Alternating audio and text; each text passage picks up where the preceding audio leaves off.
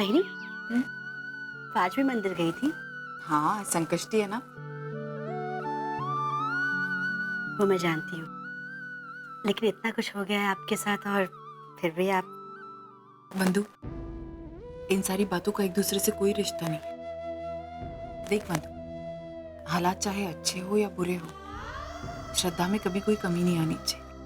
और तुझे पता है, आज जब मैं मंदिर गई ना बंधु, तो मैंने गणपति बप्पा से सिर्फ एक ही चीज मांगी। हो सकता है कि शायद वो मेरी ख्वाहिश जल्दी से जल्दी पूरी कर दे। मैं देखती हूँ।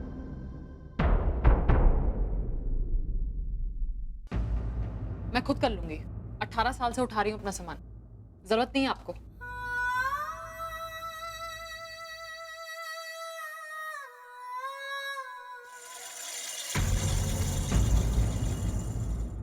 अब देख, तेरी बेटियों को तेरी आंखों के सामने तेरी दुश्मन कैसे बनाती हूँ।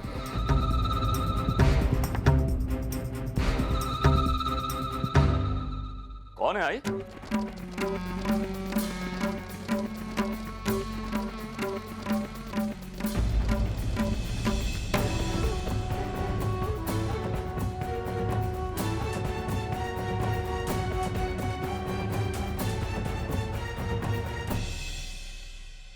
वो बाबा, आज हमने आपसे काफी रूडली बात की और हमें रियलाइज हुआ कि हमें ऐसा नहीं करना चाहिए था। इट्स ओके बेटा, ये तो बाबा, एक्चुअली आपके जाने के बाद हमें ऐसा फील हुआ कि इस तरह हम आपसे बात नहीं करना चाहिए था, और वो भी उस औरत के लिए जो हमारी लाइफ में अब कुछ भी इम्पोर्टेंस नहीं रखती। उसकी वजह से हम अपने बीच में क्यों डिफरेंसेस क्रिएट करें।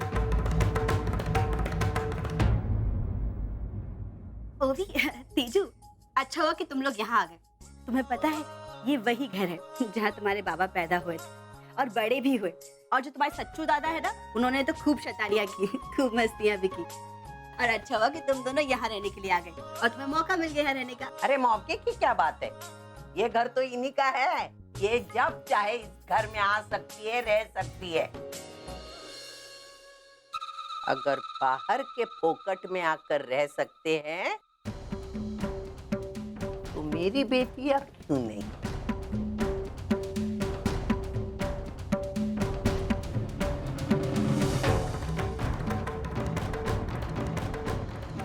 आई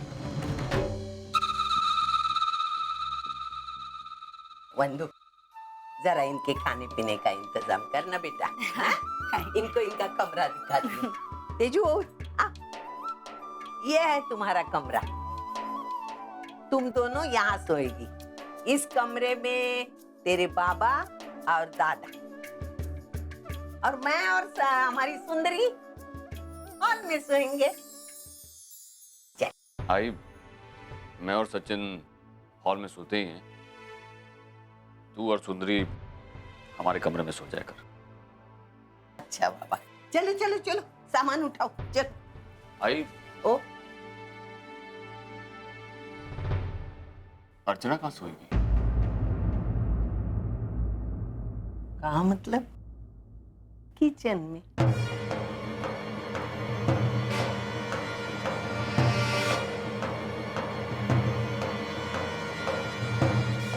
उसकी इस घर में कोई जगह नहीं है, तो पढ़ने दो उधर किचन। आई तू तेरी बीवी बड़ी दिलवाली है बाबा। वो इस घर को अपना घर मानती है ना, तो पड़ी रहेगी किधर भी, उसे कोई ऐतराज नहीं होगा। हाँ, आप बिल्कुल सही कहे। देख, मैं किचन में सो जाऊंगी, मुझे कोई प्रॉब्लम नहीं। वैसे भी पहले ये घर जितना मेरा था उतना ही आज भी है ना। और वो भी तेजू के लिए क्या मैं किचन में नहीं सो सकती? मैं बस अपना सामान ले लेती हूँ रूम से, और आप लोगों के लिए चादर और तकिया लेते रहती हूँ। इट्स ओके, ये सब करने की जरूरत नहीं है। बस अपना सामान बाहर निकाल दो और मेक श्योर कि कमरा साफ हो जाए। ओके? क्या बदतमीजी हो, इस तरह से बात करते अपने।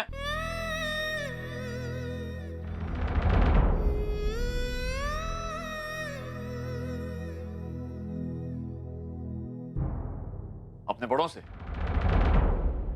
माफी मांगो, अर्चना से।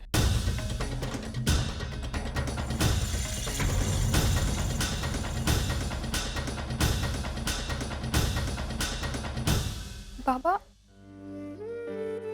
आप मुझ पे चिल्ला रहे हैं? आप इस तरह मुझ पे कभी नहीं चिल्लाए, और आज इस औरत की वजह से आप मुझ पे चिल्ला रहे हैं?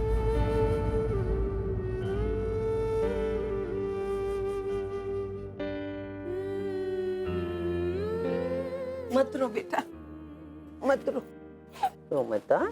चल आगे चल, अंदर चल। हाँ? मैं ये ले चलती।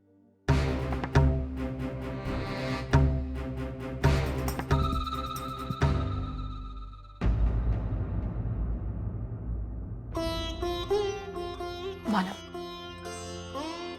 आपको इस तरह ओवी को डांटना नहीं चाहिए था। वो भी मेरे लिए। मैं नहीं चाहती कि आप में और ओवी में कोई भी प्रॉब्लम हो, वो भी मेरी वजह से। आप प्लीज मुझसे प्रॉमिस कीजिए कि आप बच्चियों को नहीं डांटेंगे, खास तौर से मेरे लिए। बिल्कुल नहीं।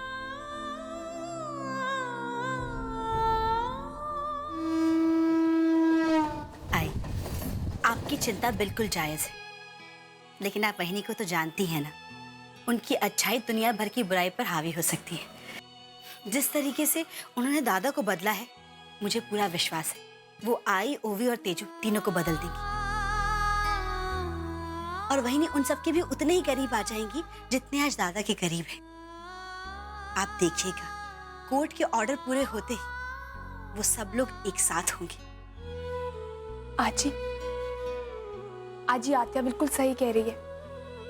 तो देखना, आई अपने प्यार से ना उस घर में सबकी राय बदल देगी। तुम लोग बहुत जज्बाती होकर सोच रहे हो, लेकिन ये क्यों भूल रहे हो कि सविता ताई और अर्चना की बेटियां अर्चना से कितनी नफरत करती है, उसके बारे में क्या क्या सोचती हैं। और जहां तक उनके करीब आने का सवाल है, तो मैं नहीं चाहती कि वो लोग एक दूसरे के करीब आए। मैंने तो अर्चना को उस घर में रहने की इजाजत सिर्फ इसलिए दी है क्योंकि वही एक रास्ता है उस घर से और मानव से दूर होने का। आप ये क्या कह रही हैं? बिल्कुल सही कह रही हूँ, क्योंकि उस घर ने उसे दिया ही क्या है, सिर्फ दुख। तुम लोगों को उसकी जिंदगी में आने वाली छोटी सी खुशी दिखाई दे रही, लेकिन मुझे उसकी जिंदगी में आने वाला तूफान दिखाई दे रहा है।